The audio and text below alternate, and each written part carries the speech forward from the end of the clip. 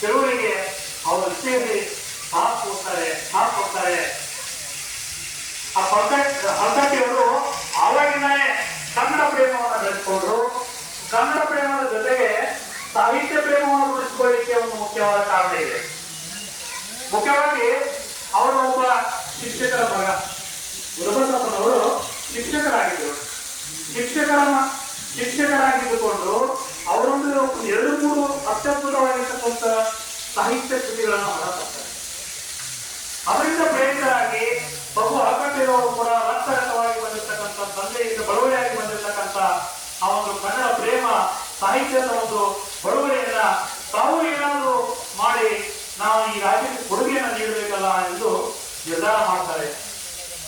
ಆಗಿನ ಕಾಲದೊಳಗ ವಚನವನ್ನ ಏನ್ ಮಾಡ್ತಾರಪ್ಪ ಅಂದ್ರೆ ಸಂಶೋಧನೆ ಮಾಡ್ತಾರೆ. ಬಸವಣ್ಣವರನ್ನ ವಚನಗಳನ್ನ ಸಂಶೋಧನೆ ಮಾಡಿ ಅವರೊಂದು ಆ ವಚನ ಸಂಶೋಧನೆ ಮಾಡಿ ಒಂದು ಹೊತ್ತಿಗೆಯನ್ನು ಹೊರತರ್ತಾರೆ. ಹೊತ್ತಿಗೆಯನ್ನು ಹೊರತಂದು ಹಳ್ಳಿಗೆ ಆ ಗ್ರಾಮಾಂತರ ಹೇಳಿದ ಹಾಗೆ ಪ್ರಚಾರಕ್ಕೆಂದು ತೆರಳುತ್ತಾರೆ. ಆ ಪ್ರಚಾರಕ್ಕೆಂದು ತೆರಳಿ ಅವರ ಕೈ ಕಾಸು ಅವರಿಂದ ಆರ್ಥಿಕ ತೊಂದರೆ ಆಗುತ್ತೆ.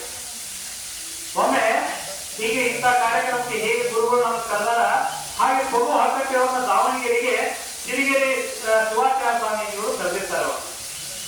ಸಿರಿಗೆರೆ ಶಿವಾಚಾರ್ಯ ಸ್ವಾಮೀಜಿಗಳು ಕರೆದಾಗ ಇವರ ಬಹು ಹಲ್ಕಟ್ಟಿಯವರು KCC ಬ್ಯಾಂಕ್ನೊಳಗೆ ಸಾಲ ಮಾಡಿರ್ತಾರೆ. ಆ KCC ಬ್ಯಾಂಕಿನ ಸಾಲ ತೀರ್ಸಕ್ಕಾಗಿರುವಂತ ಶಿವಾಚಾರ್ಯ ಸ್ವಾಮೀಜಿಗಳಿಗೆ ಗೊತ್ತಾಗಿರುತ್ತೆ. ಮಠದಲ್ಲಿರ್ತಕ್ಕಂಥ ಒಂದು ಬಂಗಾರ ಪದಕವನ್ನ ಕೊಡಬೇಕು ಇವರಿಗೆ, ನಾವು ಎಲ್ಲಾ ಕಾರ್ಯಕ್ರಮ ಮುಗಿದ ಮೇಲೆ ಅವ್ರಿಗೆ ಕೊಡ್ತಾರೆ, ಕೊಟ್ಟು ಸನ್ಮಾನ ಮಾಡ್ತಾರೆ.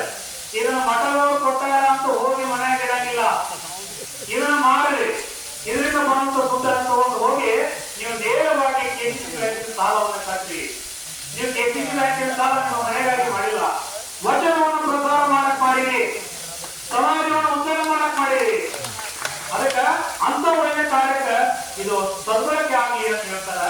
ಅವರವರು ಆ ಗುರುವಿನ ಮಾತಿಗೆ ಮುಗುಳಗೆ ಆಯ್ತು ಅಂತ ಹೇಳ್ತಾರೆ.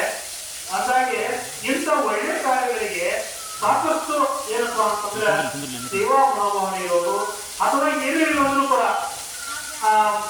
ಇಂಥ ಕೆಲಸ ಕಾರ್ಯಗಳಿಗೆ ಸಾಮಾಜಿಕ ಕಾರ್ಯಗಳಿಗೆ ಇದೊಂಥರ ಗುರುಗಳ ಕೆಲಸನೇ. ಗುರು ಕೆಲಸ ಇದೇ ವಚನ ಪ್ರಸಾರ ಮಾಡುವುದ್ರ ಜೊತೆಗೆ ಅವ್ರು ಏನ್ ಮಾಡ್ತಾರೆ, ಹಲ್ಕಟ್ಟಿಯವರು ಆವಾಗ ಮುಂಬೈ ಅಂದ್ರೆ ನಮ್ಮ ದೇಶದೊಳಗನ ಮುಂದುವರಿರ್ತಕ್ಕಂಥ ಅವರು ಕೂಡ ಈಗಲೂ ಕೂಡ ಈ ವಚನಗಳನ್ನ ಗಾಯನದ ಮೂಲಕ ಅವ್ರು ಏನ್ ಮಾಡಬೇಕು, ಉಳಿಸ್ಬೇಕು ಅಂತ ಪ್ರಯತ್ನ ಮಾಡ್ತಾರೆ.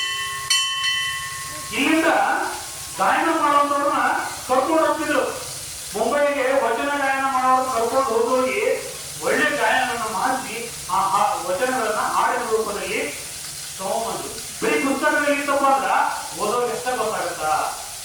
ಈ